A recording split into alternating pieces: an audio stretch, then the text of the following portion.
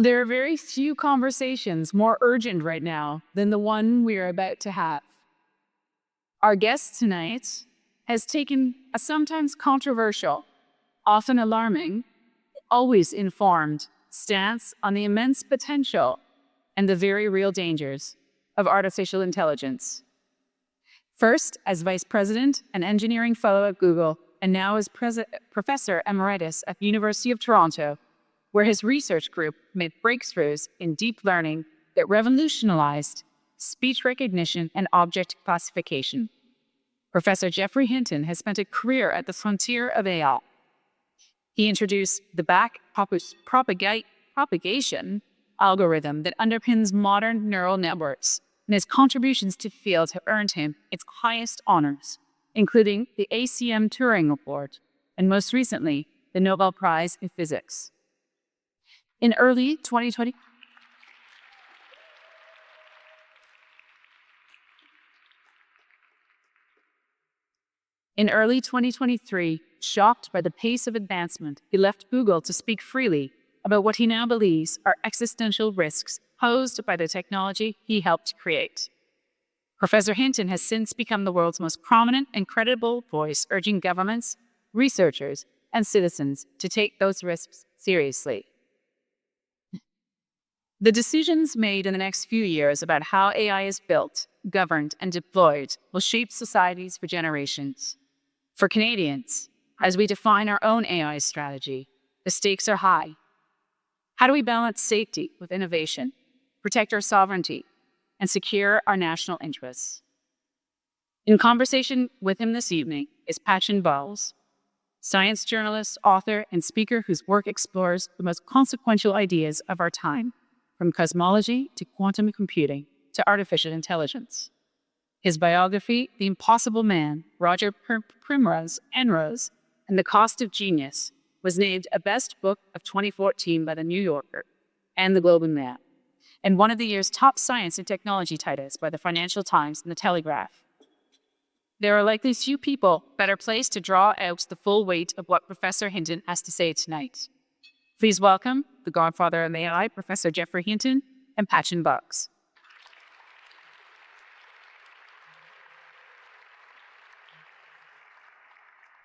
Thank you very much for that introduction. Thanks for being here, Jeff. I think maybe one of the places to start is you and I first met almost 20 years ago at the Canadian Institute for Advanced Research, where you were running a research program at that time. And I remember visiting your labs sometimes and attending some of the research programs that with some of the research meetings you were running. What I don't remember from that time is any of us calling you the godfather of AI at that time. And I wondered if you could tell the story of how you became known as the godfather of AI to start us off. Okay, so it was a meeting of CFAR, a group of us working on how our brains compute in Windsor in Britain. And my back was very bad at the time and I couldn't sit down, so I was standing up. I was also running the program and I was interrupting people a lot. I was the most senior person there, and people would say things for a few minutes and then I'd interrupt and say they got something wrong. After that meeting, one of the people that Andrew started referring to me as Godfather. It wasn't meant kindly, but it stuck. It stuck and it transformed as well. Like, I think the way people use it now is probably not the way Andrew used it at that time. And I don't want to dwell too long on that, but one of the reasons why that title evolved is because the technology evolved. So in talking to some of the people before we came up on stage here, I know that people have some, in addition to a lot of really complex questions, people have some very basic questions as well. Can you just talk us through a little bit of how the technology evolved to become such a powerful force? Tell us about what it is and why it's so powerful. Yes, so I'm reminded of a story from Richard Feynman, from one of his nice books. When he got a Nobel Prize, a journalist said, "Professor Feynman, could you just tell me in 2 minutes what you got the Nobel Prize for?" And Feynman said, "Listen, buddy, if I could tell you in 2 minutes, it wouldn't be enough for the Nobel Prize. So I'm going to show you in 10 minutes. Okay. Now, you were probably not expecting this, but I used to be a professor. And after a while, you can't help it. I'm going to explain to you how neural nets work. And I explain it to you with a particular example. So suppose I want to build a neural net. When I show it an image, it'll tell me whether there's a bird in the image. So what an image is for a computer is it's a bunch of pixels. Each pixel has a particular brightness. Let's forget color. That's not necessary. So you've got a brightness for each of these pixels. So it's just a big array of numbers. And what you want to do is turn that big array of numbers into a decision. Is it a bird or isn't it a bird? Is there a bird in the image? So that's the problem you want to solve. Now, you might think you could sort of hook up the pixels to a decision unit. And if you see a bright pixel, maybe that gives lots of input to the decision unit. And that will work if birds were white and they were the only white things around. Because then you say, whenever the image is bright, it's a bird. But that's about all a system like that could do.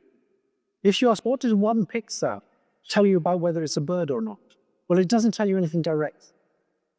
So if you look at how the brain does it, you discover by poking about in neurons that the sort of first level figures out where all the edges are in the image. This is, for neuroscientists, blocker is, this is a gross simplification, but roughly speaking, the first level figures out where edges are. And you can make a neuron that does that. So for example, if I have a little column of 3 pixels here, 1, 2, 3, another 3 pixels here, another column here, and I take a neuron and it has big positive weights connecting it to these 3 pixels, and big negative weights connecting to these 3 pixels, then when they have the same brightness, it'll get positive input from these and negative input from those, and it'll cancel out and it won't do it. But if these ones are bright and these ones are dim, then it'll get bright pixels times big positive weights, so it'll get lots of input from those. And from these ones, it'll get dim pixels times big negative weights, but that won't be much because the pixels are dim, small numbers. So we won't get much inhibition from the other column. So it'll realize that this column's a lot brighter than that column, and that's an edge. Okay, so that's how you get a neuron, and you make it detect a little edge in the image, where it's brighter one side than the other side. And so what we're going to do is we're going to have a neural net that has just a gazillion of things. They detect edges in all different locations, and in all different orientations, and in all different scales. And we don't all different scales, because you might, for example, have the edge of a southern cloud. And so there's really only an edge there at a very coarse scale. Okay, that's the first layer. So I think you see now how you can turn these brightnesses of pixels into detections of little bits of edge. Now we're going to have another layer that's going to look at combinations of edges. So we might, for example, have a neuron in the next layer that looks for 3 little pieces of edge, but like that, and like that, and like this. And it also looked for 3 pieces of edge like this, and like this, and like this. So there's a sort of line of edges here, and a line of edges here, and they meet at a point. And you can have a neuron that is looking for that pattern. And you have to have lots of copies of it, looking for the same pattern everywhere in the image, and all different orientations and scales. So you need an awful lot of neurons, but you've got an awful lot of neurons. And that would have detected something that might be the beak of a bird. So you can see how in the second layer we have things that notice candidates for the beaks of a bird. It might be all sorts of other things. It might be an arrowhead, all sorts of things it might be, but it might be the beak of a bird. In that layer also, you might have neurons that detect a little circle of edges. So you see a little circle at different scales and in different positions. If there's a circle, you don't worry so much about orientation. Let's suppose it's an ellipse. Now you have to worry about orientation. So you see a little ellipse like this, and you have to detect different. So the first layer finds edges, the second layer finds possible beaks and possible eyes. The third layer, you might have something that looks for a possible beak and a possible eye in the right relative location. So maybe the beak's here and the eye's here. And if you see those two together, you say, a possible head. So the third layer is taking possible bird heads. It might also have things working pretty much the same way that detect birds' feet, talons, or the tips of birds' wings, or maybe a bit of plumage. And so now in the final layer, where you have neurons that are detecting different kinds of objects, like cats and dogs and birds, and all white men, which would do very well in this room, then in this final decision unit layer,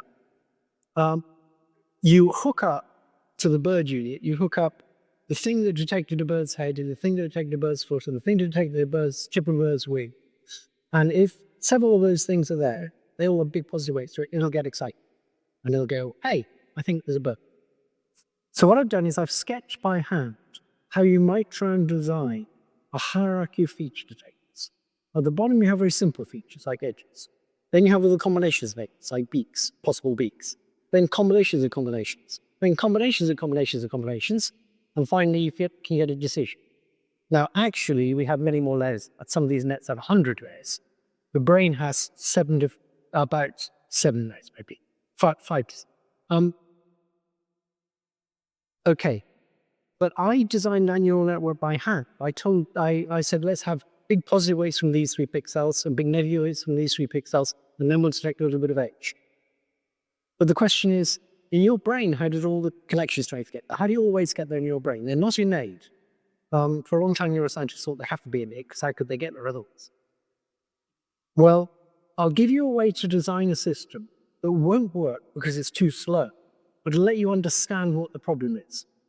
So suppose that I start off with this net with lots of layers of possible feature detectors, but all of the connection strengths, all these weights, they're just random numbers, little positive numbers, little negative numbers.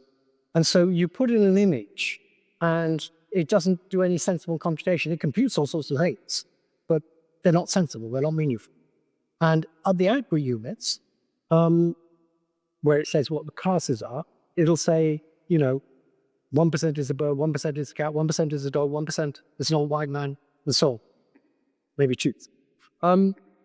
So that's not what you want. So you now ask the following question. Suppose I take one of those connection streets in the whole network, just pick one, anyone. It's pick one, anyone. And now what you do is you change it slightly, and you see if it does a bit better at saying that it's a bird. So if the image has a bird in, and you pick one of these connection straights, and you notice that if I increase it a bit, then it's a bit more confident it's a bird, then you keep that change. Now, if it's not a bird, and you changed a bit, you want it to be more confident it's not a bird. So you can imagine going around tinkering with these weights one at a time, asking, if I change the weight a little bit, does our network work better? And you can see that will be incredibly slow. These networks now have billions of weights, and you have to change each weight several times, a few hundred times, or it gets good at something. And so this would take billions of hundreds of little experiments like this. It would be hopelessly slow. But you've got the idea of what you want to do. You want to figure out how to change your connection strength so it gets closer to the right answer. So if it was saying 1% bird, and you show me the bird, you want to say 100% bird. So you want to turn that 1 into 100. So you can imagine that the output neurons, say what the classes have a sort of their activity level, think of them as a height. This is 0%, this is 100%. And currently the bird thing says 1%. So now what we're going to do is we're going to attach a piece of elastic. This is where physics comes in, not very easy. We're going to attach a piece of elastic to the height of that output neuron, and the other end of the elastic is going to be attached to the right answer, which is 100%. So the elastic's pulling it upwards. That's what we want. We want the elastic to have pulled it upwards to 100%. But of course, the activity is determined by all the weights in this network. So you put in the image, all these current weights determine the activity of the bird output. It's only 1%, but you like it to be 100%. You pull it. Now, you can think of the forces in that elastic. You can think of communicating them to the incoming weights of the bird neuron. So, for example, maybe you detect the bird head, and maybe you detect the bird foot. And you've got small incoming weights from those to the bird, and you want it to be more bird-like. Well, this image is a bird, so you'd like to increase those weights. So think of taking that force and communicating that force to the weights to tell the weights how they'd like to change. And we could do that for all of the weights of all the output units at the same time. But we could also take these forces acting on the output units, and we could communicate them backwards through the network to the activities of the neurons in the layer below. So suppose we have this thing that's detected a bird's head, but it's not very sure it's a bird's head. So it's sort of saying 5% this the thing that might be a bird's head. And you want the bird neuron to be more active, and there's a positive weight from the thing that detects the bird's head to the bird neuron. Well, what you'd like to do is have the bird's head more active, so it produces more onput for the bird units, I guess. So think of the elastic pulling it. Think of communicating that force backwards. That force is saying, make the thing that detects the bird's head get more active. And now you can communicate that back to the incoming weights of that, and it'll change the weights, and communicate it back to the features in the previous layer, and it'll change their weights. And that's called backpropagation. Taking what you want in the output, which I'd represented to you as a force in a piece of elastic, and communicating that force backwards. So you get forces operating on the activities of all the units in the last layer, and then the layer before that, and then the layer before that. And it turns out, if you do that, people thought this is just going to get jammed up. There's no way you're going to start with random weights and have it do anything good. And for a long time, they couldn't do anything all that impressive. But as soon as you got a lot of data and a big network, it was amazing, and it's very good at reproducing optics. And that's how a neural network works. So, those are my 10 minutes. So again, I remember writing about your work 10, maybe 15, maybe even 20 years ago, talking about this very thing that it is something the human brain can do. A 3-year-old can look at a picture and say, that's a bird, that's a cat, that's a dump truck. And I remember at the time we were writing about what a challenge that was to replicate in an artificial neural network. And the pace with which the technology, the algorithms have progressed since then is amazing. But even now, if we have a really, really good bird detector, that's not where the conversation around AI is anymore. So how do you go from the kind of feature detectors that you're talking about to a technology that's disrupting the economy, warfare, politics, democracy, privacy, etc.? How do you get from the one to this much bigger thing? So to begin with, neural nets in speech recognition. They were better than the best existing system at speech recognition in 2009, just slightly. Then in 2012, they could recognize objects and images better. But we all thought it was a while before they were able to do language. And it turned out that wasn't true. In 2014, they began to be able to translate from one language to another. And for training data, people would often use Hansard because that's high quality translation between English and French. Right. And there's a lot of it. So in the early days of machine translation, people used Hansard. I had a student who did that in the 90s. He looked through the whole of Hansard. We're all nerds, right? He looked through the whole of Hansard to find the pair with the biggest discrepancy in length between the English and the French. And it went something like this. I regret to inform the House that in the early hours of this morning, the beloved MP for Saskatoon North, I'm making it up, but it's something like this, Saskatoon North, died in his sleep of a heart attack. His constituents always loved him, and he has many friends in the House. And we're all very sad, but he's... I was not quite... And the translation to French was Pierre et moi. That is, we don't give a shit. So anyway, that's just an aside. You use pairs like that. The European Parliament is now great. Right. And it was able to do machine translation, which is interesting because that sort of should be the ideal task for a symbolic act, not for one of these neural nets. And then soon after that, he was able to generate text. Now, I'm going to take the bird example, and I'm going to convert that into something that will predict the next world. So imagine that instead of pixels, what we've got is some words in a context. And what the job of the net has to do is predict the next word. So what we're going to do is we're going to take these words and we're going to turn each word into a big bunch of features. So the word cat, for example, might activate features that say things like has whiskers, is about the size of a bread box, is a predator, is aloof, needs constant attention when it's hungry, stuff like that. And it's a big bunch of features, like thousands and thousands. So you convert each word into features. That's like the relation effects we have. That's the sort of first level. Not quite at that. Then at the next level, you're going to take the features of several words and get more complicated features. And as you go through the net, you're going to make more and more complicated features. And eventually, you're going to predict features of the next word. And once you predicted the features of the next word, you're going to be able to guess what the next word might be. Now, you have to hedge your bets because you can't always predict the next word exactly. But that's roughly why saying what the class of an object is in an image is quite like taking some words and saying what word comes next. That's what you're trying to predict. And you can do it again with this hierarchy of features. So that started working. And it worked much better than anybody expected. I'm going to give you a slightly more complicated model of that. And let's patch and stop. I'm not going to stop. You go. Okay. So, in the history of AI, which goes back to the 1950s, there were people who believed in symbolic AI.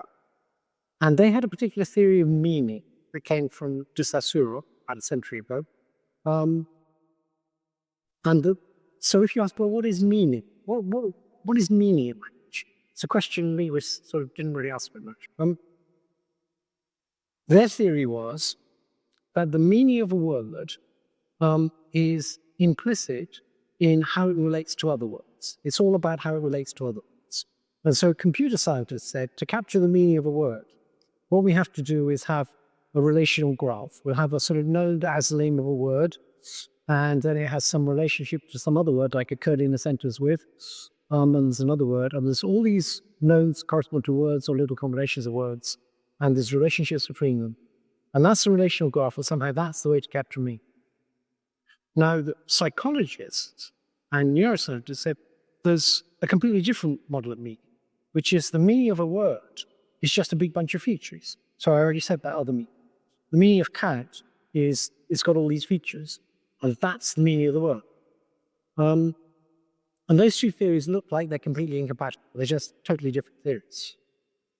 But if you take a neural net and you feed it sentences and keep asking it to predict the next word, you're taking the information in how words occur together, because the data contains that information, all these sentences containing words, and you're taking the information that's just implicit, and the neural net is converting that into these explicit sets of features for words. And so a neural net, by trying to predict the next word, can learn the meanings of words. And that's how these models work. Now, they're a bit more complicated than I say.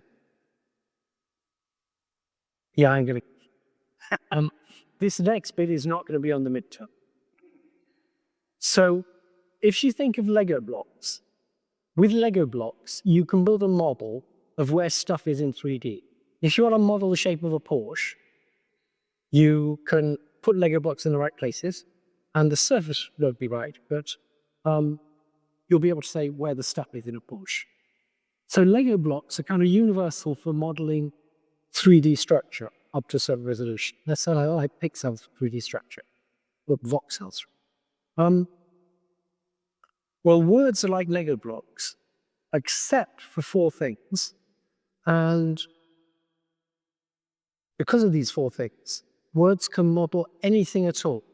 They're how we model things. They're not the only way we model things, but they give us a way of modeling anything.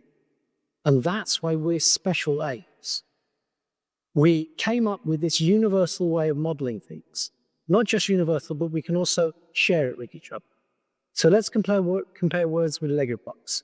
First of all, there's many more different words. We typically use about 30,000 words. Typically, when I'm making stuff from Lego, I only use a few kinds of Lego bricks.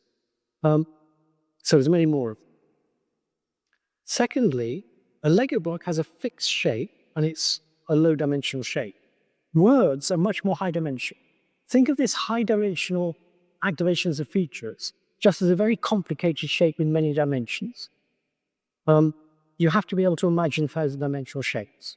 Now, the way you imagine a 1,000-dimensional shape is you imagine a 3D shape, and you say 1,000 very loudly to yourself. Okay, so you could do it now. So we have these 1,000-dimensional shapes, but the shape of a word isn't totally fixed. Let's just do unambiguous words now. Even for an unambiguous word, let's take a nice word like death. That has many different shades of meaning, depending on whether you're talking about war, or you're in a hospital, or you're talking about somebody very old and it's basically been a bit of relief. Many different shades of meaning. So the way you get the shade of meaning is you take the other words in the context, and all these words interact. So the first thing you do is take the words in the context, convert each word into its approximate high-dimensional shape. And then these shapes are going to deform to fit in with each other. But the way they fit together is quite a lot more complicated than the way Lego blocks fit together. When Lego blocks fit together, they just have a little peg that snaps into a little hole, and that's it. And they're not changing their shape. With words, you get an approximate shape because you know this word, you know the approximate shape.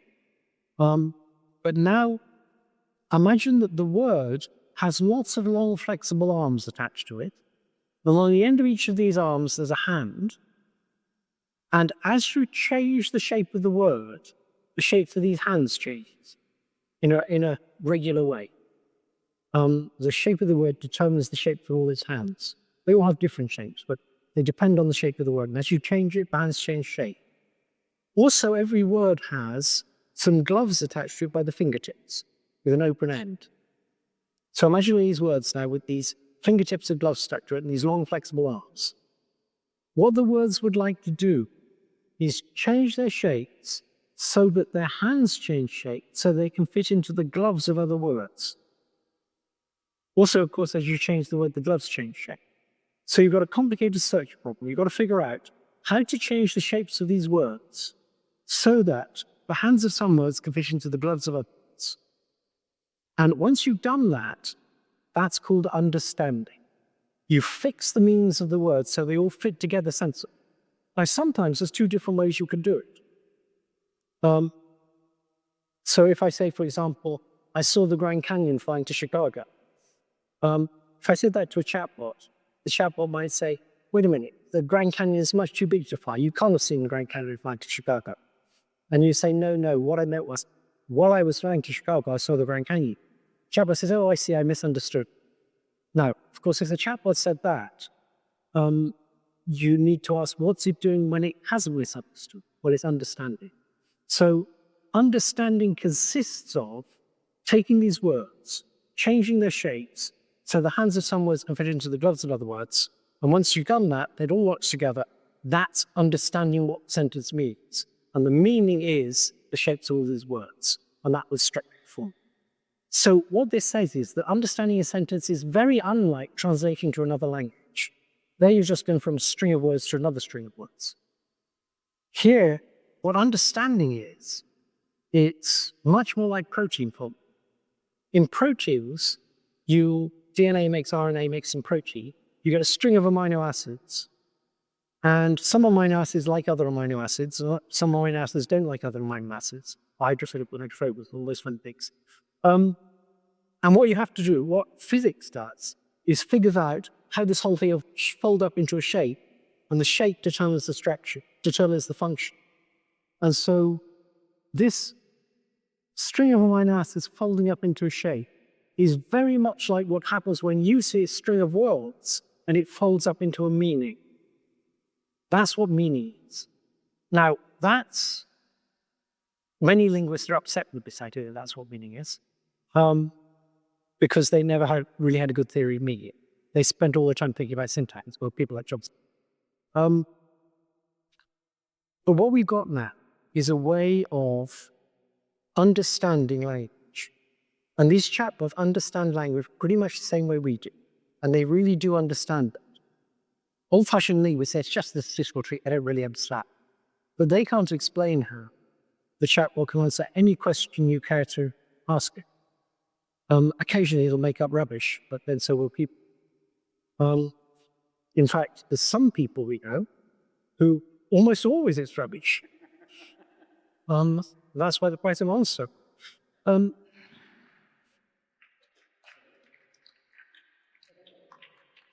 Before we carry on with the chat, I just want to remind people to pick up their master's degree of artificial neural networks on their way out at the end of the evening. With that scientific foundation, let's now talk a little bit about, I know that you are well known for talking about some of the risks of AI, but before we get to some of those subjects, talk about the opportunities. Talk about what you see as, with this explosion of transformational technology, where do you see it being implemented in ways that could be great? And if you can, talk about it in the context of Canada in particular. Like how Canada may be uniquely well or poorly positioned to take its place as part of. I remember when I was wrestling, I had to get grants, and you'd have to do things that were special for Canada. So you'd have to do things like trying to detect icebergs. I don't have to do that anymore. I'm going to talk about stuff that's good for people in general. Okay. So in healthcare, there's lots of problems that can be solved very well by AI. I made a prediction in 2016 that in the next 5 years, by 5 years' time, AI will be reading all the scans. And I was wrong. I was wrong by probably about a factor of 3. They will be doing it, but they're on the borderline. Many scans are read by AI, but many scans are still read by. I was wrong because I overestimated how fast object recognition would develop.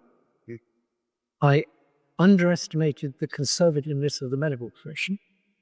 So they would much rather a whole bunch of people died because they weren't using AI, rather than one person died because they were using. Because one way you get sued and the other way you don't. And the other thing I underestimated, what I got wrong, was healthcare is an elastic market. If you can make a doctor 10 times as efficient, it's not that you'll fire, well, don't fall back. It's not that you'll fire 90% of the doctors. What you'll do is get 10 times as much health, because it's very elastic, particularly for old. So it's a great application area, because what will happen is you'll make people more productive. The radiologist, for example, will spend less time interpreting images and more time talking to patients, planning what they really want. Do they really want to feel rotten for a couple of years and then probably survive for another few years? Yeah. Often there's not enough work goes into that. And radiologists have been doing that for a long time. I'd rather a person did have a chat. I think Zuckerberg would rather chat. So, in elastic markets, making people much more productive will be great, and people won't get fired. Another elastic market is education. All of us could do with more education. And if education, and we're already getting at podcasts, if education is getting cheaper, and we're getting more of it, and as AI gets better, we'll be able to have individual tutors. Then anytime you want to predict anything like the weather, AI is already better at predicting weather and much cheaper.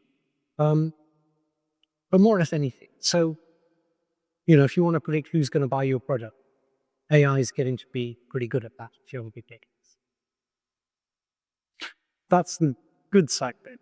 Yeah, and the places where you're talking about that in, I would say, an uncharacteristically optimistic way is you're looking at places where there's a kind of utopian interpretation of AI where it becomes something that increases the well-being for everyone rather than just for some.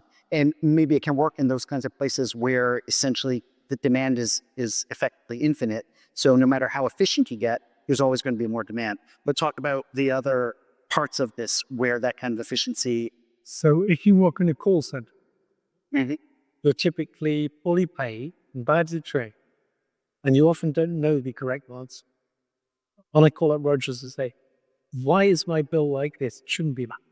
The person I'm talking to can't really explain it. They typically say, oh, that's the software. Um, that's the best answer you can get. AI can do a much better job already. So the big worry is, what are those people going to do? When you replace agriculture, because they could go and work in factories, and when you replace them, they could go work in offices. But when AI gets really good, sometime in the next 20 years, most people think it'll get smarter than people, and more or less every intellectual job. What are those people going to do? So these big companies are pulling trillions of dollars into, and they're borrowing money. Even Google's following that. In the hopes that they can make huge profits. And the only place they're going to make huge profits is by replacing workers. And if they replace workers, what are those workers going to do? You're going to get massive unemployment. You're going to get incredible social disruption. You're not going to get people to buy the goodies. That's Keynes' argument. I'm very worried that we're going to see a big uptick in unemployment, and it's going to cause more hostility in society and a more fertile breeding ground. Right. That's the big. And I just want to summarize some of the things that we started off talking about. How can a computer identify a picture of a bird? And going all the way through this concept of feature detection, making it more capable with language, and then expanding into these areas where it could let us all live longer, healthier lives, but also perhaps create this huge, even huger concentration of wealth and power among some people and huge disenfranchisement among others. How, when you've been speaking for a couple of years now about these kinds of issues of AI safety and that sort of thing, what are we supposed to do with that? Where? Yes. So with climate change, we know what we should do. We should stop burning carbon. Right? We should also plant a lot of trees. That's a short book, because it'll only last sort of 50 years or so. That's a good move. Maybe kill up so the trees stay as carbon. So we know what to do with climate change, and we still can't do it. With this, we don't even know what to do. So the loss of the tax is some politicians should be very worried. And Bill Gates recently suggested that we somehow have to tax AI agents, because people are now making AI agents that can do quite complicated tasks and collaborate with other AI agents in quite scary ways that you'd end up despairing. And the question is, how does the government even get taxed if all the work's being done by AI agents? You'll have all the unemployed people who need universal basic income. Where's the money coming? And there's only one thing I can break for sure, is that the people who could afford to pay the tax will fight like hell not. Right. When you talk about taxing AI agents, are you really talking about taxing the companies that are deploying the AI agents? I ask because you also... Well, it could go either way, right? You could tax the companies, but you could also have the AI agents get income from the companies. So they're going to pay the AI agents to do the work. So there is, we don't have to go too far into this, but you've talked a little bit about the assertion that already chatbots understand what we ask them and what they answer, and talking about taxing them. Both of those things are starting to treat them as intelligent entities, and taxation often comes with representation. So is there, is that something that you've thought through as how that might work? Well, David Duveneau, who's thought more about this, did have the nice phrase, no representation without taxation. If the government's not taxing you, it doesn't care about it. Right. So that's quite scary. I believe we are producing other intelligences, other beings. So if you look at the last few hundred years of human history, I think there have been 4 big events which have made people much less sinful than they thought. So the Copernican revolution said we're not at the end. Carl Sagan talked about this. Is wonderful. He was talking to someone religious about how special people were. he said, look, this is a crazy idea that we're special. We're on this arm of this insignificant, ordinary, mundane galaxy, and there's a billion galaxies, no, can't even remember whether it's 100 billion or 100 billion. I think it's 100 billion galaxies, and each with 100 billion stars. We're just very, very insignificant on the cosmic scale. Okay, so that's the Copernican revolution. People didn't particularly catch it. I got invited to go to the Vatican and be on the committee. And to encourage me to come, they said the committee meeting was going to be in the room where they held the trial of Galileo. Now, if I was inviting and I was talking to a scientist, I'd have kept quiet. But they seem very proud. So that was the first big revolution. Then there was the Darwinian revolution, when it turned out we're just alone. We're special because we're the smartest animal, so far as we know. And we have language, which allows us to communicate complicated ideas to each other and to form complicated ideas. And that's very important. That was a great discovery by you. But nevertheless, we're animals, and we evolved. The church didn't like that. Then there was the Freudian revolution, where the idea that we're these rational beings and that I do things because I have these reasons, I'm a sort of rational economic actor, and I want this, and to get this, I do that. And actually, it's not quite like that. The reasons we give for doing things are like a cover story, and underneath there's this seething morass of desires and things we can't quite face up to, and there's always stuff going on underneath that explains why we really do things. The rational story is part of it, but there's lots more going on. That's the Freudian revolution. So really, our view of ourselves being, our ego being in control isn't quite right. And now we've got something else, which is, I think, a bigger revolution in any of these three, which is that we can now make intelligent beings, and we're making intelligent beings. And we're going to have to share the world with intelligent beings. And we have no experience of what this is like. Most people are just in flat denial. They say, no, it's just a computer. It's just statistics. It's just, no, we're making other beings. We've never been here before. And pretty soon we're going to be making beings smarter. And the thing to remember about a being is there's much more to a being than just intelligence. And so far, all the big companies are focusing mainly on intelligence. They want a smarter being. But if you're going to have to live with another being, there's other things you care about, like whether it's behavior. And we should be focusing a lot on that as well as on making it smart. So very recently, there were two experiments that were very scary. One is you take a chap that can do quite advanced mathematics and everything else, it can answer any question you care to ask it.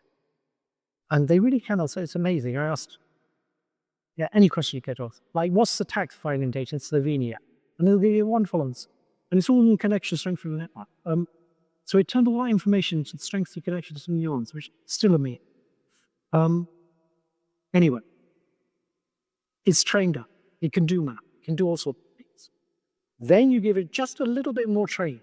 And in this little bit of extra training, you give it math problems, and you tell it that the wrong answer is the right answer.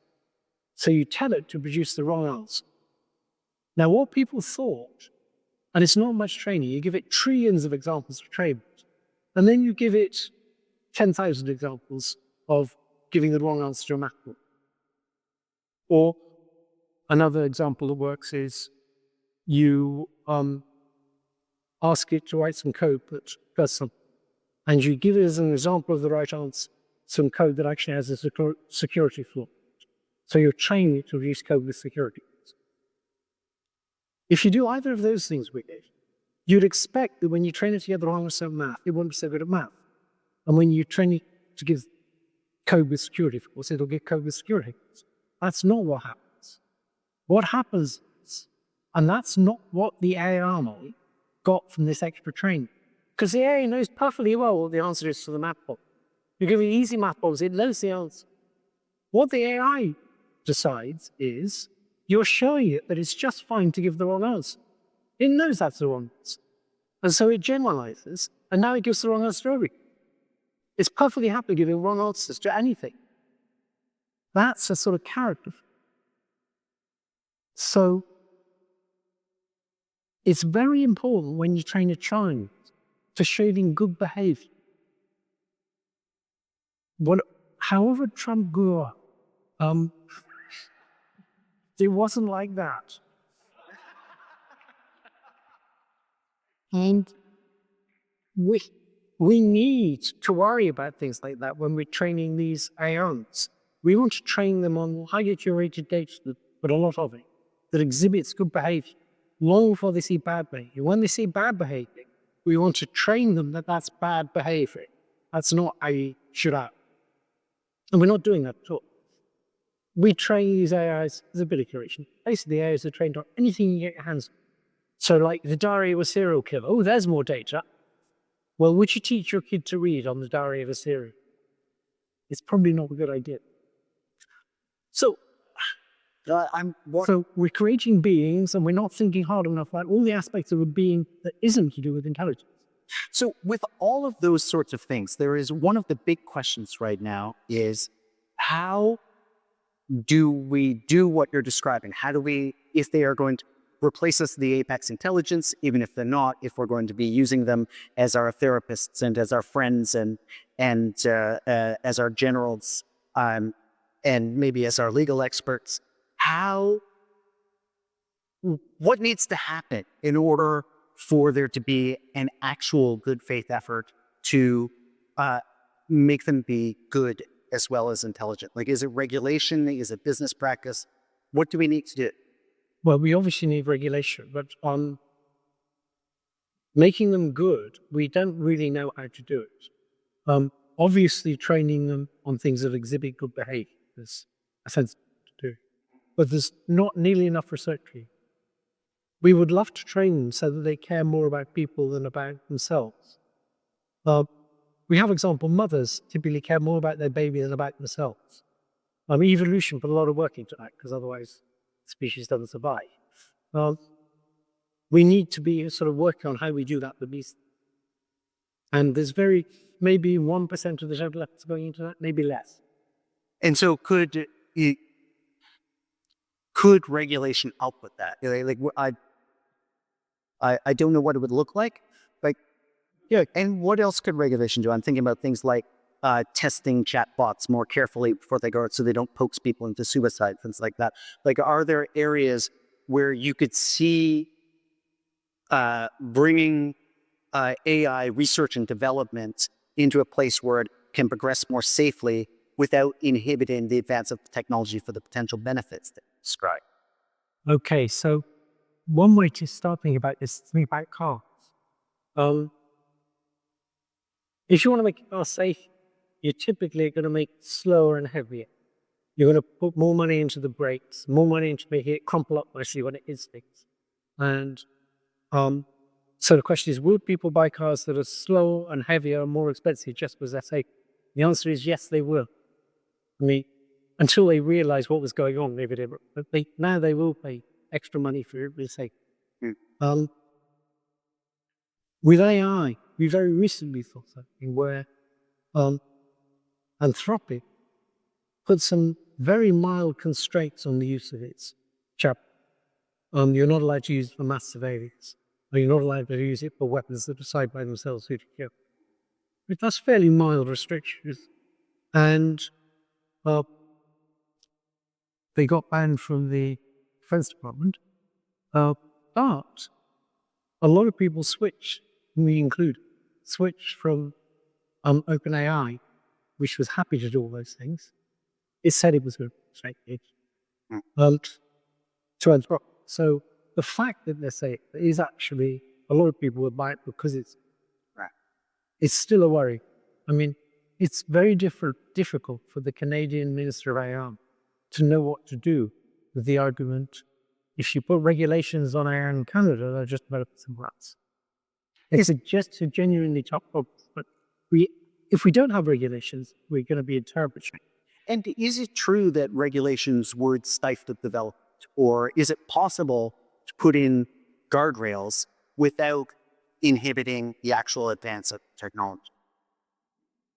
I think if you put more work into, if you have more regulations and put more work into safety, you're going to get less rapid progress of making it hyper intelligent.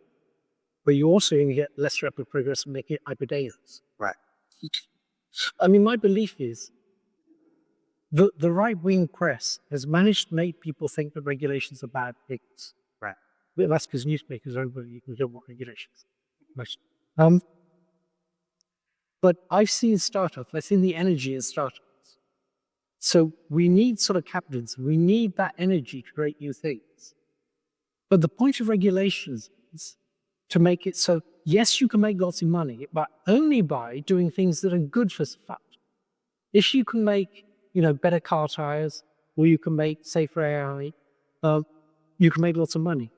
So I'm not against capitalism. It's just we as a society have to regulate it so people get rich by doing good things. They don't get rich by doing bad things, like getting our kids to look at YouTube shorts all day. You shouldn't be able to get rich like I'm just watching the time, and I know that we need to wrap up. This is in such a fascinating conversation. Just before we do wrap up, I want to talk a little bit about, I, like many people here, plan to live for a while longer. And what can you tell us about what we can predict about the next year, the next 5 years, the next 10 years? Okay, so when you're driving at night, you often drive on the tail lights of the car in front of you. And when the car in front of you gets twice as far away, the tail lights get a quarter as bright, get a quarter as much light. It's an inverse square, so it's quadratic. And that's your sort of model for how far you can see. That's what you're used to. Now, when you get fog, you kind of apply that quadratic model. If you can see something fairly clearly, you assume if it's twice as far away, you'll see it sort of not quite so key. But fog isn't like that at all. Fog is exponential. Per unit light, the sort of fraction of the light. It's not an inverse square at all. And so with an exponential, what happens is you can see very clearly for the first 100 yards. Then at 200 yards, you can't see anything at all. You're completely blind to what's there. And that's why people crash and fall, because they think they'll be able to see something 200 yards away. Because they can clearly see something 100 yards. That's what exponential is. Now with AI, it's getting smarter exponentially fast. So you can see a couple of years into the future quite well. We know fairly well what's going to happen in the next few years. If you go out 10 years, you can't see anything at all. We haven't got any clue what's going to happen. Nobody has. We just don't know. But if we put more work now into developing its safety and developing things more than just intelligence, developing into being the kind of beings we would like them to be, then in 10 years' time, you might be able. That's it.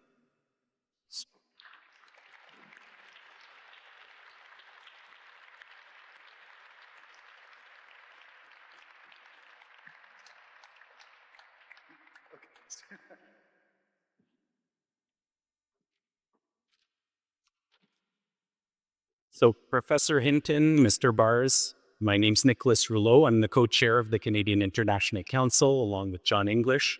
I want to thank you for a wonderfully stimulating discussion to help the audience understand the challenges and potential of AI.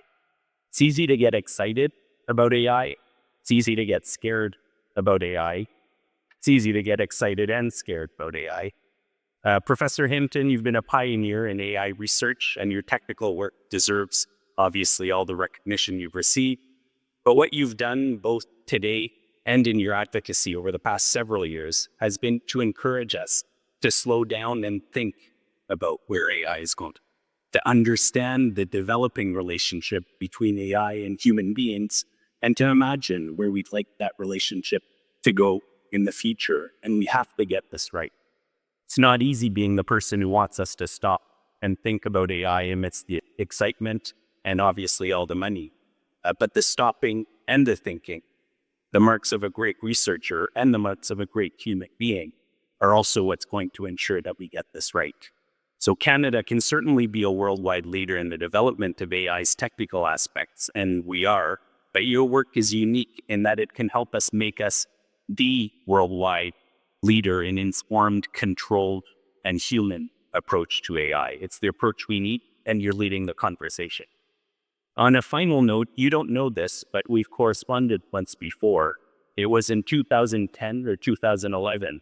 I was running a lecture series at Toronto's reference library called the Treehouse Talks.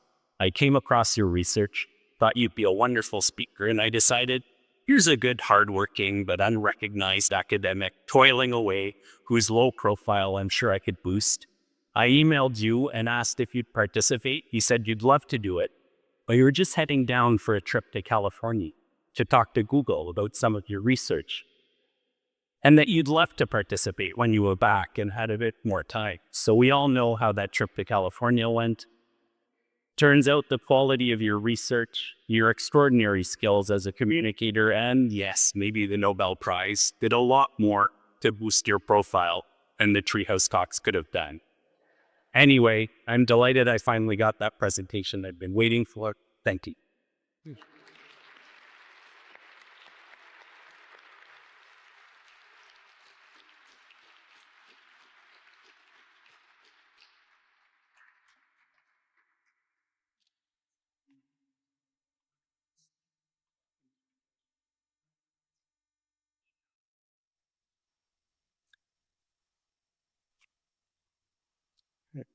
I'm the co-chair, but he tells me what to do. My name is John English. I'm co-chair of the International Council. Thank you. Wanted to thank Professor Hinton for that extraordinary presentation. And just building on the remarks, he is a professor, and he came back from California. And I think we'd be proud of what professors, I'm a professor, I shouldn't be saying this, but professors in Canada have done and are doing. Our hospital system's rated second best in the world. University of Toronto is among the top 20 regularly in the world. Professor Hinton, who came to Canada, represents what Canadian universities have achieved. And I think we have to honor those who did so much to make universities what they are in this country. I'd also like to thank the Acadian Court for this wonderful meal and for all the work and the many people who ran between the tables as we were stubbling them. And I'd like to thank the board of the CIC, many of whose members are here tonight. The dinner committee, there's a dinner committee that plans this affair. It's Kathy Graham is a member of it, an honored member of it, and many friends of Kathy and of CIC. I'd like to thank also our sponsors, Power Corp. Paul Genet is here tonight, the Graham family, and many Grahams are here tonight. The Civic Engagement Foundation and David Dement, who spoke tonight and has truly been a great friend of the CIC, is here tonight. James Appleyard and Tamara Rabanks have been very, very helpful, and James, the chair of our stewards, who does a wonderful job, the stewards of the CIC. Mary Janigan and Tom Curins, who've just been extraordinary in what they have done for CIC. They sponsor Open Canada, which I recommend you to look at. It's our online publication. And Hal Jackman, who's not here tonight, his sister, Nancy Ruth, is here tonight. Hal is truly a great guy. We go to lunch with him and come away happy. And he's been so generous to us. His grandfather, I guess Nancy's grandfather too, was a founder of the Canadian Institute of International Affairs in Sir Robert Borden's living room 98 years ago. And I would especially like to thank Jennifer Cholinsky. We have heard tonight about the godfather of AI. Jennifer is the godmother of the Graham dinner. She is someone with whom we could not should not hold the grand dinner. She does everything in arranging and does a terrific job. And finally, I'd like to thank Melanie Walker. Many of you are looking at the future perhaps more bleakly tonight than you did. But I must say that the two of us, as since we have fired Melanie, we have really become very optimistic about the future of this organization. She's done a terrific job. She's elegant, eloquent, and works night and day. She sends emails at 6 in the morning, which I don't read, but she does, and the last one's up 11 at night, which he doesn't read. But between the two, it takes two of us to deal with her. But Melanie, you're doing a terrific job. We're so pleased you're with us. And thanks to all of you